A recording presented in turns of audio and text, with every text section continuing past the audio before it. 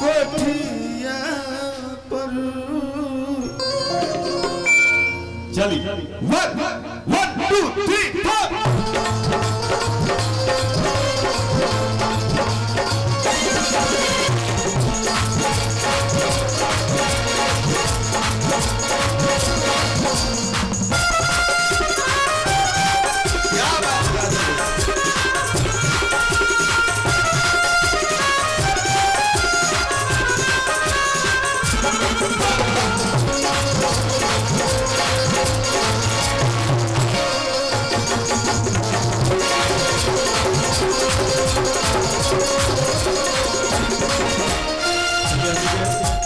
भैया का जीवन शुरू राजीव भैया का तरफ से बहुत बहुत पुरस्कार का आशीर्वाद बा, हार्दिक प्रणाम बा, शुभकामना का प्रार्थना बा।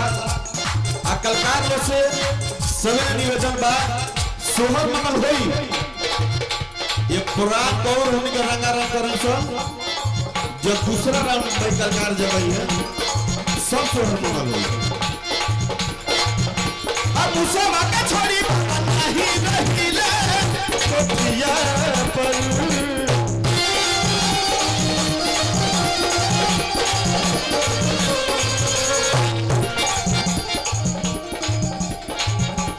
धीरज सिंह जी हरियाणा बोल गए, धीरज सिंह जी गणेश बाबा के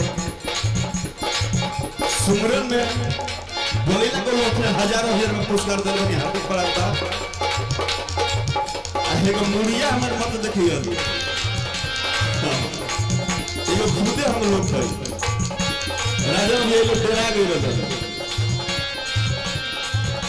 कहल गया स्वर राजा में स्वर वो चीज है कि स्वर रुआ अल्लाह अगर सही लगा दे तो सारा देवी देवता के आराधना पूजा यही जैसे हो। स्वर माने सुर माने देवता और सुर माने राक्षस। स्वर लगावे को बहुत बड़ा काला है पूजा पाठ मुसवा के छोड़ी नहीं रहीले कोठिया।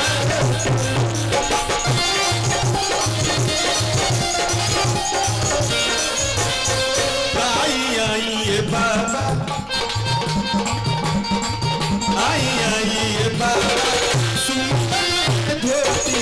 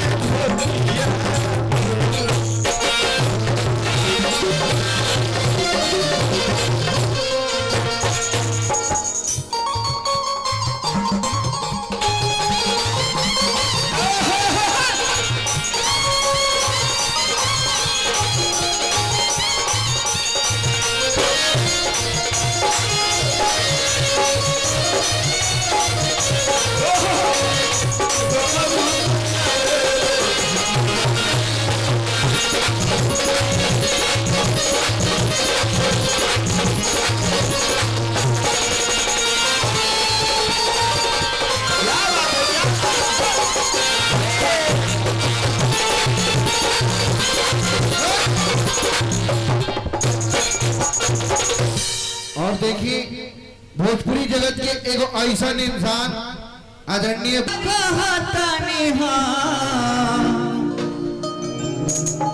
राजा कहियो माहुर खाके मर जाए पियल ना छोड़बो मर जाए।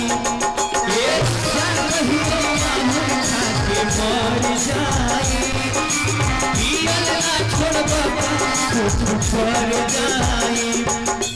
राजा कहियो माहुर खाके मर जाए पियल ना छोड़बो मर जाए।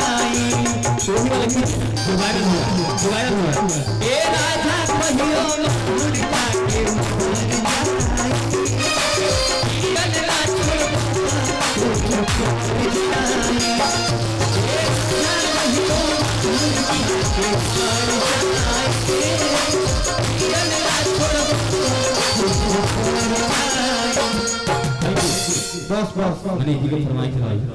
खूब यादव लिखे हमको गीत बड़ी खूबसूरती लोग